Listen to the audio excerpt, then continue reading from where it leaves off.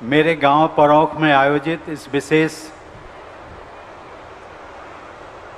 जनसभा में प्रमुख रूप से उपस्थित भारत के प्रधानमंत्री श्री नरेंद्र मोदी जी, उत्तर प्रदेश की राज्यपाल श्रीमती आनंदीबेन पटेल जी, मुख्यमंत्री श्री योगी आदित्यनाथ जी, केंद्र सरकार में सूक्ष्म, लघु और मध्यम उद्यम राज्य मंत्री श्री भानु प्रताप सिंह वर्मा जी, उत्तर प्रदेश सरकार में सूक्ष्म, लघु और मध्यम उद्यम मंत्री श्री राकेश सचान जी, विज्ञान और प्रौद्योगिकी राज्य मंत्री श्री अजीत सिंह पाल जी, महिला कल्याण एवं बाल विकास राज्य मंत्री श्रीमती प्रतिभा शुक्ला जी, सांसदगण डॉक्टर रामशंकर कठेरिया जी, श्री देवेंद्र सिंह भोले जी तथा श्री सुब्रत पाठक जी, जिला परिषद की अध्यक्षा श्रीमती नीरज रानी जी, अन्य जनप्रतिनिधिगण, देवियों और सज्जनों,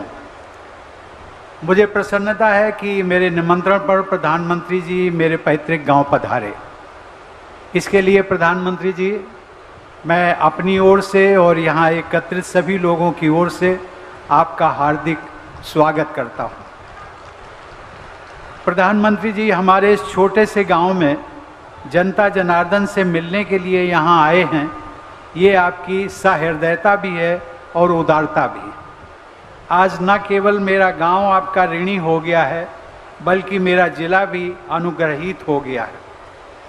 प्रधानमंत्री जी, उत्तर प्रदेश तो हमारे लोकतंत्र की सर्वसमावेशी शक्ति के प्रति आपकी निष्ठा का उसी दिन कायल हो गया था जिस दिन इस राज्य के एक गरीब परिवार में जन्मे मुझ जैसे व्यक्ति को राष्ट्रपति पद की जिम्मेदारी देने की पहल आपके द्वारा की गई थी। उत्तर प्रदेश के लोगों को सदैव इस बात की टीस रहती थी कि इस राज्य ने देश को 9 प्रधानमंत्री दिए, लेकिन राष्ट्रपति एक बार भी नहीं।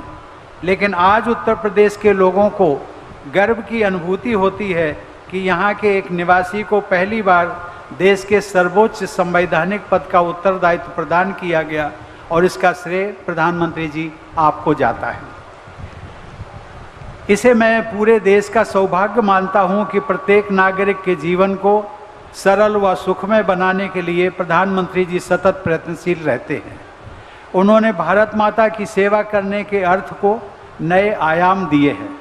उन्होंने राष्ट्र सेवा और जन कल्याण की अवधारणा को नई सार्थकता प्रदान की है। बहनों और भाइयों, इस बात का मैं विशेष उल्लेख करना चाहूँगा कि यहाँ आप सबके बीच आने से पहले प्रधानमंत्री जी ने गांव का भ्रमण किया।